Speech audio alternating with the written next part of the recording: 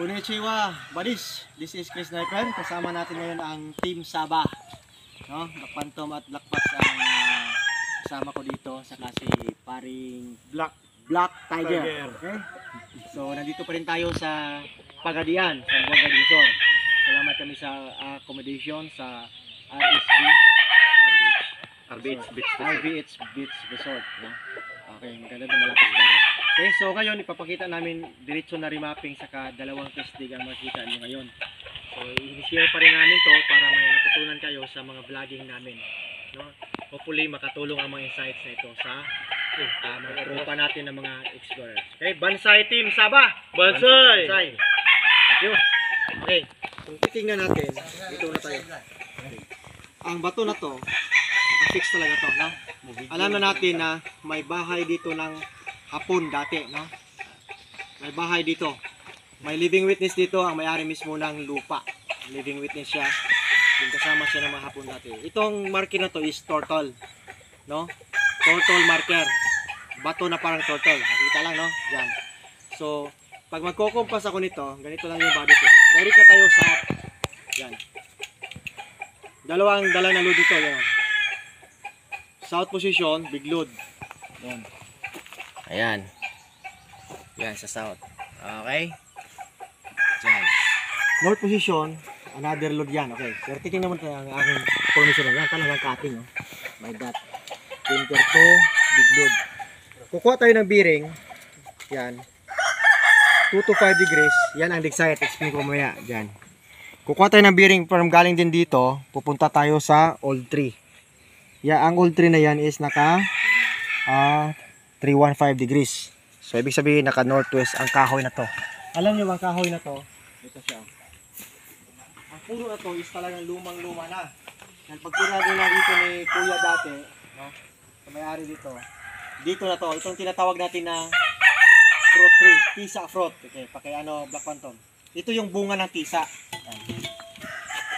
Yan, yellowish. Yellow.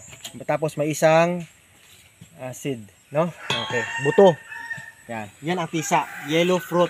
So, ibig sabihin, malapitan lang ang item sa color coding, okay? So, titingnan natin, ang positioning nito, 135, 315, 456 pattern from the turtle. Yan, 18 lang yan, ang sukat. 18 feet, okay. So, ngayon, unahin natin to na dig site. Dahil may item ito siya. Okay. Ito yung test dig natin, okay? So, okay na tong tisa, no? Talagang old to siya. Then, naka-align sa old Kalaksuchi. Okay. Dito lang. Okay. So, ngayon, pag test dig natin, hindi muna natin ginawa. Ito okay na. Walang problema tong niyog na to kasi patay na. Alam nyo, luma din ito. Itong tinatawag na pulipog coconut. Pulipog, yung dala ng mga Japanese natin. Pulipog coconut. Then, ito siya, old tisa tree. Century tree. Okay. So, pag hukay natin, ito na. Nakuha natin yung siding. Yan. Yan siya. May bangag sa Simple na ba? Bangag. Asa? No? Bangag. May hole siya dito. Dito. Yan. Small deposit ito. Yan o. Kasi yan din. Dalawang daliri yan. Okay. Gold deposit. Then ito yung heart nakuha natin dito. Okay. Dito siya nakuha. Okay. Tingnan natin yan. Heart talaga no. Okay. Sukat kay PB. Para makakuha ng yan ha, yan heart. Makita lang, ipakita muna natin heart ha. Heart yan, back to back. Okay, pakisukat bro. Asa dere ana? 7 na kabila. 7 din. Size. 6 inches then 7 dito. Okay. So yun ang size niya, no? Heart back to back. Asa nakuha dito mismo sa gilid sa north na side ng tinatawag natin na tisa tree. Okay. Siya. Yun yung primary marker natin, yan. So, ibig sabihin ng heart, pag makuha sa STM, there's a buried wealth under or treasure under. Okay. Saka, confirmation, may hole siya, facing north, yan. Kasi siya yung dalawang daliri. Okay na, proceed tayo. So, from north side, may deposito na naman doon sa, itong malapitan malapitan to buddies, no? Kasi may bahay nga dyan ng Hapon, matagal sila dito. Okay.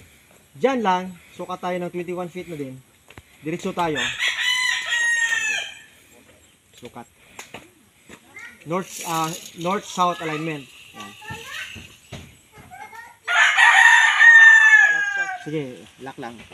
Lock pass. Pila na? 21 bro. Okay, 21. So nakalock siya. Sintro mismo na excite. Ayan. Okay? Okay, sige ba? So galing dito sa excite. Okay? So ito na yung dig site natin. So pag kukumpas tayo sa dig site natin, may remarkable marker tayo na travel sign. Yan. Yan tinatawag natin na 258 pattern. Yan. 258 alignment. Yan. Okay, dito. Ito yung ibon. Tarong wag po bro. Pindot kinabit. Ito yung tinatawag natin na platform. Na? Pag platform ako dito, travel sign doon, papunta akong 45 degrees. Yan ang tatamaan ng dig site natin. Dadaan ako dito sa bird marker lang. Yan siya. Ito yung ibon. Yan. Ha? Tingnan natin. Yan yung ulo niya. May hole. Yan o. Kasya yung Mata. sandaliri. Mata. May double hole. Yan o. Double hole. Kita lang eh. C. Parang C na lang siya. Then circle. Okay. Ito talagang tinapyas. Then quinting naman to ang passage patungo sa isang deposito. Para siyang ibon. May pakpak pa no? Ang positioning. So kung titingnan natin buddies, ito. Ginawang arrow ito. Kahoy ko na ba? Okay. Para makita nyo yung arrow niya. Arrow, di ba? Yan. Pointing 45 degrees na yan. Para mga close up yan. Ito yung tinatawag ko na double hole yan. Hole siya, no? Then may hole pa rin. Arrow. Okay. Letter C. Another pointer. Okay. Yan. Dito. Dito. Another pointer. Directional. Okay. Hole. Na malaki. Yan. Pointer. Yan. Cutting. Okay. Kung titingnan natin, pati ulo niya is pointing to target. So may sukat lang siya na size from this bird. Then, may sukat size to 45 degrees northeast. Yan. Wala lang siya dyan. Ayan o, tatama siya dyan o. Ba? So this dig site, ang ibig sabihin nito, doon sa 45 degrees. Okay? Kain dito sa bird's head. Ito yung ibon. Okay? So ang ibon naman ito, is tinatawag natin na ST surface trail marker. Okay na, ito na. Kaya sa pool na. Simple lang marker, no? Maliit lang siya. Heart sign. Pakita namin ulit yan. Sa baba niyan, V-cut. Yan. Under. Okay. Diyan to nakuha. Okay. Diretso na tayo. Ito yung primary dig site ni Brother Yuji. Tapol bro. Okay. Kung ano yan, tingnan ko ito. Dito ka. Ano? May hole yan. 2 inches. Okay. So, sukat ka dyan. 2 yards. May tatamaan ka naman na hole. Bila. Okay. So ngayon, kung papansinin natin ito buddies, talagang passage. So yan o. Daanan. Ayan. No? Ito pa. Dalawang magkatabi na bato. Yan pa rin. Ha? Yan o. Perfect yan ha. Going south yan. Okay. Ito din perfect siya. Going south. Okay. Ito yung tinatawag natin na mga pointer. Yan o. Papunta doon sa another line. Perfect na pointer. Arrowway ba? I mean. Yan. No? Okay. Kita nyo yan. Tabas yan. May hole. Diretso yan doon sa dig side. South side. Okay. Yan. Okay. So dito na tayo buddies. Diretso tayo sa dig side natin. Okay. So ngayon ang nangyari. Okay. Ito na. Passage. Sa gilid niya may hole. Ito. Hole na siya taas, then may hole na masisidlan natin ng tubig. Place ko ng tubig kipi. Kita natin. Winter yan. Tubig lang dyan. Okay, catch basin. So ibig sabihin dyan, pag mapuno siya, steady ang tubig. May passageway, yan. Dyan. Ganun pa rin ito, pakilagay ng tubig. Puno na, kana. Puno lang, sige tubig lang. Isa na. Dadalo yan sa baba.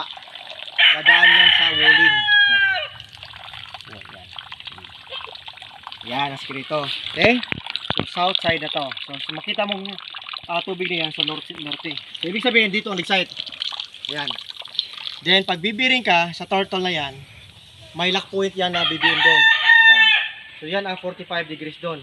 So, 258 pa rin. 258. So, punto siya galing doon. Okay. So, ito na.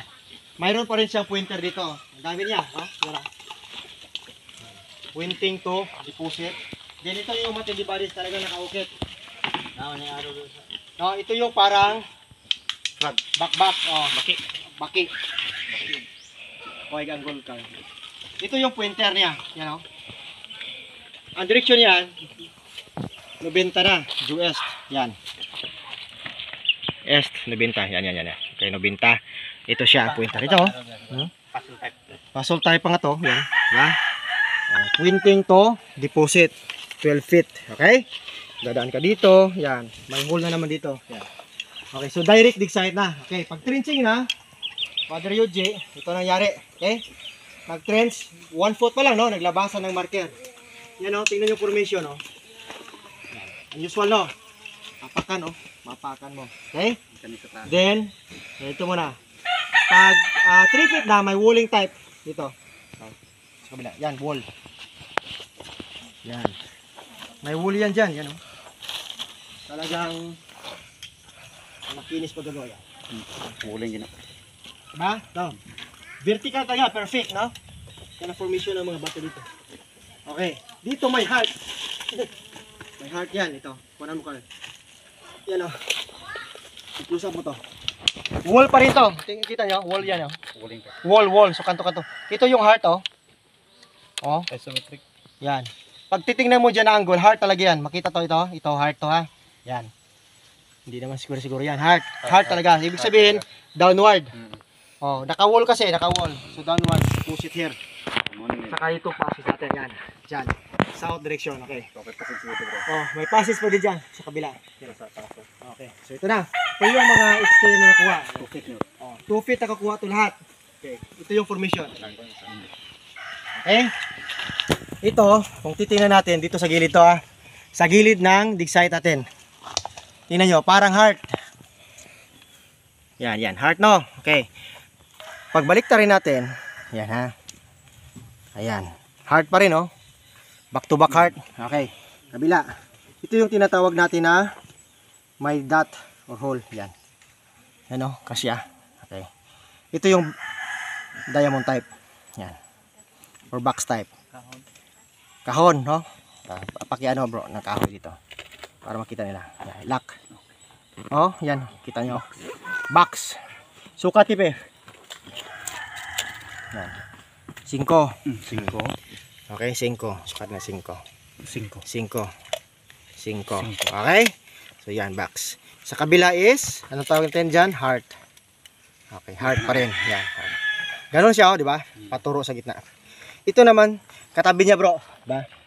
Kana mo na siya. Ito yung bird seed. Yan. Parang pato, tuka.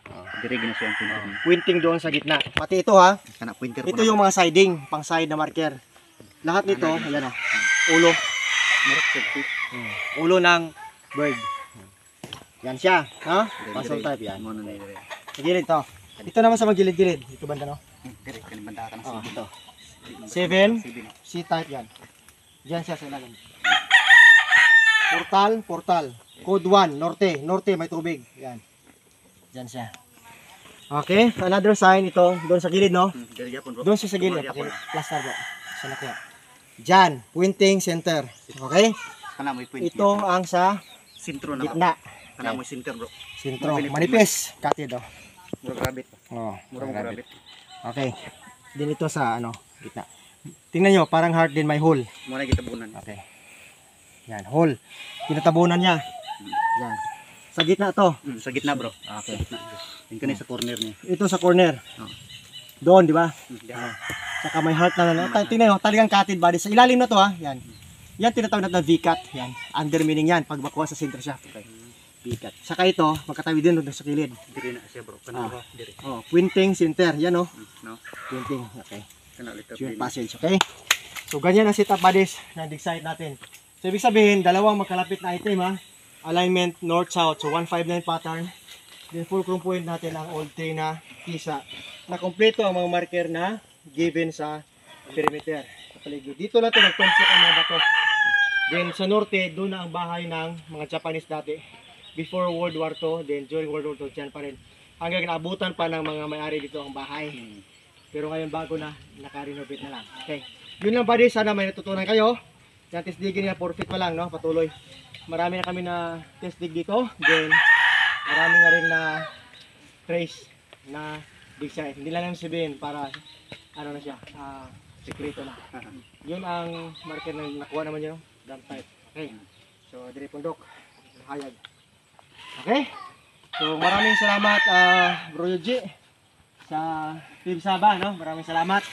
At kay Paring Dodge, no? Black Phantom, Black Tiger, Black Fox, siyempre Black Fox. Okay?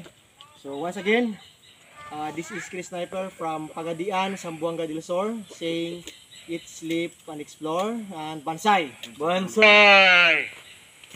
Bonsai!